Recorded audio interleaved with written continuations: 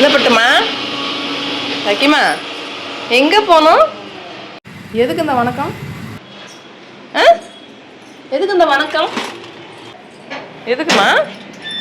Gas cylinder வந்து வச்சுட்டு போனாங்க ஃப்ரெண்ட்ஸ். அவங்கள பார்த்து ஒரே சவுண்டு சார். இப்போ மோந்து பார்க்குறான் பாருங்கள். யார் வந்து வச்சுட்டு போனா என்ன ஏதுன்னு ஆராய்ச்சி பண்ணணும். பண்ணுங்க ஆராய்ச்சி பண்ணுங்கள். அப்புறம் வந்து காலையில் வந்து ஹாஸ்பிட்டலுக்கு போயிட்டு வந்தோம் பார்த்தீங்களா. ஹாஸ்பிட்டலுக்கு காலையில் ஒரு 7 மணிக்கெலாம் அப்பாயின்மெண்ட் கொடுத்துருந்தாங்க. ஆனால் நாங்கள் போய் சேர்ந்தது 7:30 போல் ஆயிடுச்சு. அப்பையும் ரொம்ப நேரம் வெயிட் பண்ணி தான் நாங்கள் பார்த்தோம். எங்கள் தாம்பரம் வந்து மோகன்ஸ் டயாபெட்டிஸ் சென்டர் தான் நான் செக்கப் போகிறது. மாத்திரை காலி ஆயிடுச்சு அப்படின்னு சொல்லிட்டு நேற்று அவங்க அப்பாவுக்கு ராக்கி அப்பாவுக்கு கோல்டு ஜாஸ்தி ஆயிடுச்சு. கோல்டு ஜாஸ்தியாக என்ன பண்ணாங்க, போய் ட்ரிப்ஸு போட்டு வந்தார். ஏன்னா இந்த மாத்திரையும் போகிறது அந்த மாத்திரையும் போகிறது மாத்திரை போகிறதையே ரொம்ப வெறுத்துட்டார் மனுஷன். என்னாச்சுன்னா சரி எதுக்கு 2 சுகர் மாத்திரை கொலஸ்ட்ரால் மாத்திரை இந்த மாத்திரையே மாற்றி நம்ம போடணும் அப்படின்னு சொல்லிட்டு ட்ரிப்ஸ்லேயே மருந்து ஏற்றி எனக்கு ட்ரிப்ஸ் மாதிரி போட்டுருங்க அப்படின்னு சொல்லிட்டு அந்த சளி ஓவர் என்ன சொல்கிறது, இந்த 2 நேரமும் தலைமையில் தண்ணி ஊற்றுறதுனால சளி ஓவராக பிடிச்சி அவருக்கு.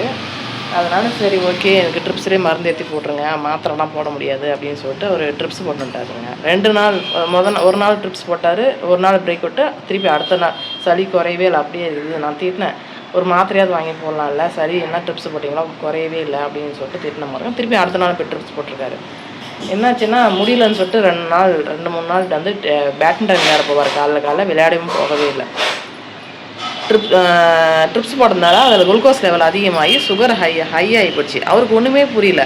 எப்பயும் போல் தானே மாத்திரை போடுறோம், எப்பயும் போல் சாப்பாடு தானே சாப்பிட்றோம், இன்னும் திடீர்னு இப்படி சுகர் அதிகமாகிறதுக்கு காரணம் ரொம்ப பயந்துட்டார்.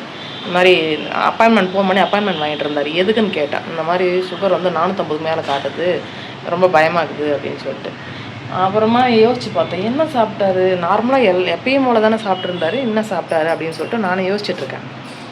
அப்புறமா என்னாச்சுன்னா அப்புறம் எனக்கு ஒரே இதாச்சு, ட்ரிப்ஸ் போட்டிங்களா அது குளுக்கோஸ் தானே, அது குளுக்கோஸ் லெவல் வந்து அதிகமாக இருக்கும்பா அப்படின்னு சொன்னேன். அப்புறமா தான் யோசித்து ஆமாம் இல்லை அதனால தான் அதிகமாகிடுச்சோ அப்படின்ட்டு அப்புறமா தான் அவருக்குமே புரிஞ்சுது. ஸோ வந்து காலையில் வந்து அவர் வந்து காலையில் போய் விளையாட போயிட்டு வந்துட்டு விளையாட போனதால தான் இன்றைக்கி ஹாஸ்பிட்டலுக்கு வந்து லேட் ஆகிடுச்சு. விளையாட போயிட்டு வந்துட்டு ஹாஸ்பிட்டலுக்கு கிளம்பி போய் சாப்பிட்றதுக்கு முன்னாடி ஒரு டெஸ்ட்டு, சாப்பிட்டதுக்கப்புறம் ஒரு டெஸ்ட்டு, சாப்பிட்டதுக்கப்புறம் 1.5 மணி நேரம் கழிச்சு ஒரு டெஸ்ட்டு கேட்டாங்க.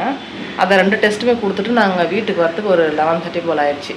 அப்புறம் நேராக வந்து சரி 10:30 ஆயிடுச்சுன்னு நினைக்கிறேன். சாப்பிட்டதுக்கப்புறம் கொடுத்த லாஸ்ட்டாக டெஸ்ட்டு. அப்புறமா அந்த சாப்பிட்டதுக்கப்புறம் கொடுத்த டெஸ்ட்டு வந்து ரிப்போர்ட் வரத்துக்கு வந்து 1 hour ஆகும், நீங்கள் டாக்டர் வந்து 1 மணி வந்து பாருங்கள் அப்படின்னு சொல்லிட்டாங்க. சரி அவ்வளோ, ஏன்னா 10:30க்கெலாம் 2வது டெஸ்ட் கொடுத்தாச்சு, அவ்வளோ நேரம் நம்ம அங்கே என்ன பண்ணுறது, வீட்டுக்கு போயிடலாம் அப்படின்னு சொல்லிட்டு எனக்கு வந்து வீட்டை விட்டுட்டு அவர் கடைக்கு போயிட்டார். பாப்பா என் கூட மேலே மாடிக்கு வந்துட்டாரா. ஏப்பட்டோ ஆராய்ச்சி பண்ணிட்டு வந்துட்டான், என் கூட வந்துட்டார். அப்புறமா சரி 1 மணிக்கு போயிட்டு ரிப்போர்ட் வாங்கிட்டு வரலாம், ரிப்போர்ட் வாங்கிட்டு டாக்டரை பார்த்துட்டு வரலாம் அப்படின்னு சொல்லிட்டு போனோம். 1 மணிக்கு போய் திருப்பி பார்த்துட்டு வரும்போது என்னாச்சுன்னா அப்போ தான் சொன்னாங்க எல்லாமே நார்மலாக இருக்குது, சுகர் மட்டும் தான் ஹையாக இருக்குது. கிட்னி டெஸ்ட்டு, லிவர் டெஸ்ட்டு, கணையம் டெஸ்ட்டு, அப்புறமா வந்து சுகர் டெஸ்ட்டு, இது 4 தான் கொடுத்தாங்க. 4த்துலேயுமே வந்து சுகர் மட்டும் தான் கொஞ்சம் ஹையாக இருக்குதுன்னு சொல்லி சொன்னாங்க. அதுக்கு நான் டாக்டர்கிட்ட சொன்னேன், அந்த மாதிரி ட்ரிப்ஸு போட்டாங்க சார், அதில் தான் மாதிரி ஹையாக இருக்குது அப்படின்னு சொன்னோன்னே ஸோ ஓகே அப்படின்னு சொல்லிட்டு 1 மாதத்துக்கு மட்டும் மாத்திரை கொடுத்துருக்காங்க. 1 மாதத்துக்கு அப்புறம் வந்து திருப்பி வந்து பாருங்கள் அப்படின்னு சொல்லி அனுப்பிச்சிட்டாங்க.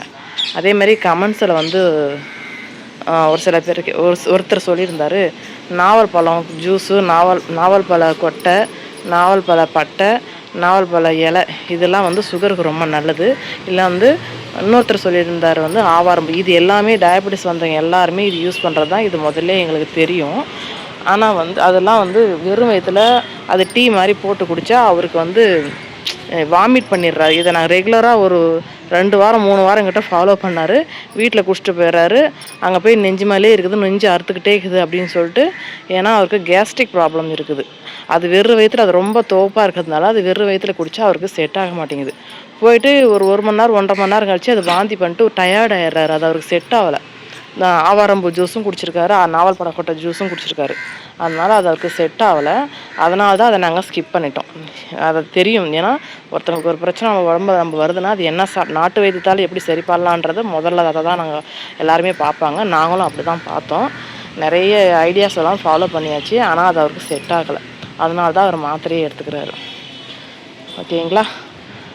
ஓகே, அவரை பற்றி அவருக்கு வந்து டிப்ஸு சொன்ன நல்ல உள்ளவங்களுக்கு ரொம்ப நன்றி. என்னத்தும்மா என்ன பார்த்துட்ருக்கீங்க? வந்து தான் குழந்தைக்கு 10:30 மணிக்கு வந்து தான் காலைல பிரேக்ஃபாஸ்ட்டு கொடுத்தேன். மதியானம் சாப்பாடும் சாப்பிட்டான். இப்போ தான் சாப்பாடை ஊட்டி விட்டேன். அந்த நேரம் பார்த்து தான் கேஸ் போடுறவங்க வந்தாங்க, சிலிண்டர் போடுறவங்க வந்தாங்க. ஒரே சவுண்டு குழச்சிட்டு இருந்தார்.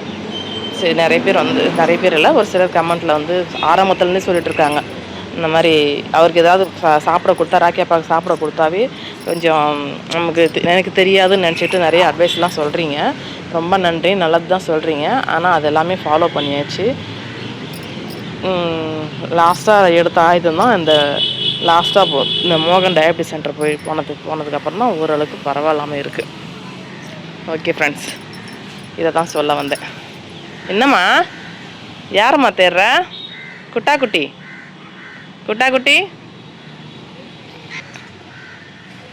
ஓகே ஃப்ரெண்ட்ஸ், இப்போ ஒரு சில பேர் கேள்வி கேட்டிருக்கீங்க. அவங்களுக்குலாம் அவங்க கேள்விக்கான ஆன்சர் வந்திருக்கும்னு நினைக்கிறேன். ஓகே, நீ எதுக்கு கீழே வந்த? நான் வந்தால் நீ கீழே வந்துடுவியா? இங்கே வா. மாடு வந்துச்சாம்மா? நித்து வந்துட்டான். வருவாங்க. எப்படி இப்படி எங்க அந்த கொம்பு வந்த மாடு காணும்? கீழே ஊற்றினா அடி போலாம். கீழே ஊற்றினா பார்த்துக்க, அவ்வளோதான். துரத்தக்கூடாது, அவன் சாப்பிட்டோம். சாப்பாடு வச்சு துரத்துவாங்களா? போக மாட்டான், துரத்து தான் பார்ப்பான். ஸ்லீஸ் அவங்க பாடிட்டு இருக்கா, தூரமாக இருக்கிற பாரு. மாங்கொட்டை சாப்பிடுமா? நல்லா பாய்ச்சிட்டு வாங்க, முச்சா பாய்ச்சிட்டு வாங்க. கேட்டில் குடி சாய்ச்சிட போகிற. நல்ல வேலை குடிக்குது. சாய்ச்சி விட்டுரு வாசலில் ஈ முக்கிய வச்சு. சாய்ச்சாவே ஈ முக்கியது வாசல்லாம் ராவடி ஈ காலம். ஏய் இங்கே பாரு, இந்த மாதிரி ரோட்டில் போகிறவங்களாம் சண்டை வாங்கக்கூடாது தம்பி.